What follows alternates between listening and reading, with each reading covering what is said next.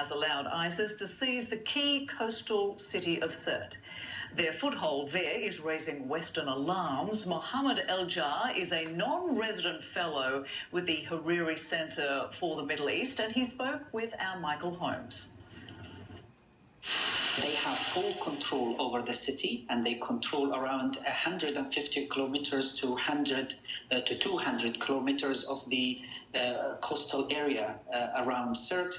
And they also go down south to the town of Abu Ghraib, about 120 kilometers down south, and then about 60 kilometers from the powerful city of Misrata. And to the east, they are on the outskirts of the main oil terminals in Libya, and the reports are that they are reinforcing their positions in the North Liya town, which is only about 40 kilometers away from Libya's biggest oil terminal in the region there. There are some who say the more that ISIS is squeezed geographically in Syria and, for that matter, in Iraq as well, the more appealing Libya looks as a headquarters, if you like. Does it look like they're expanding their influence as well in Libya? Do you think it's looking like that is a possible fallback for them?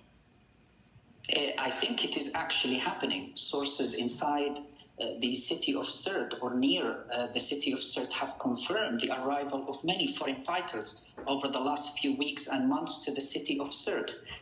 Convoys from Nigeria, from Mali, and an entire brigade of fighters from Tunisia are all now located either in Sirte or to the south of Sirte in the Libyan desert and around the area of Jufra.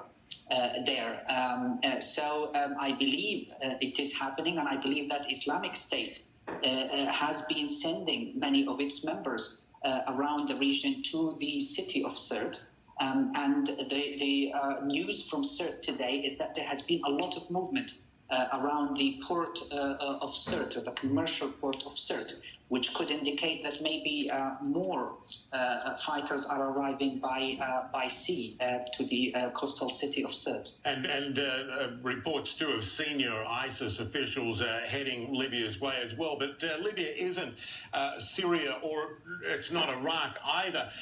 What of the militias, be they from Misrata or Zintan, those disparate groups that banded together to fight Gaddafi and then splintered apart immediately after and fought each other? Might they come together as a force against ISIS? Is there any sign of that?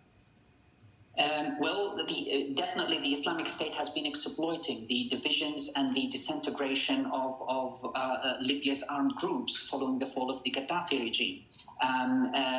However, I believe that the UN-led peace talks might offer a chance to bring together the local stakeholders in Libya, who will definitely be the main force that could defeat ISIS.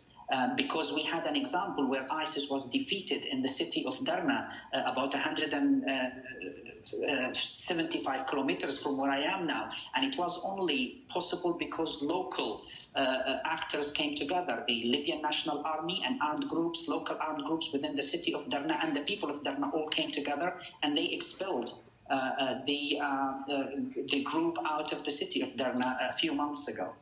Which is all very worrying. One final question.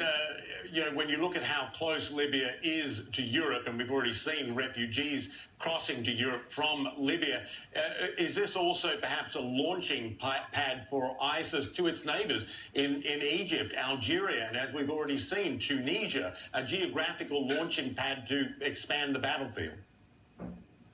Absolutely. Libya could become the base for Islamic State fighters and militants to carry out attacks throughout the region and in the Mediterranean as well. The recent attack in Tunisia, for example, that killed around 12 presidential guardsmen was planned in Libya. And the links of militants who are operating out of Libya are always all over most of the terrorist attacks that we see in the region.